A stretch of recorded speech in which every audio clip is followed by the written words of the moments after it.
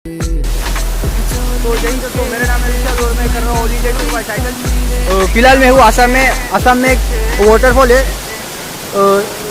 जिसका नाम तो मैं डिस्क्रिप्शन में मेंशन कर दूंगा।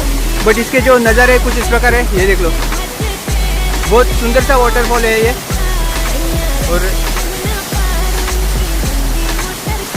और यहाँ पे बहुत सारी पब्लिक मतलब वो फोटो खींचने के लिए वगैरह आते हैं। और ये वाटरफॉल के नज़ारे मैं आपको एक बार नज़दीक से दिखा देता हूँ।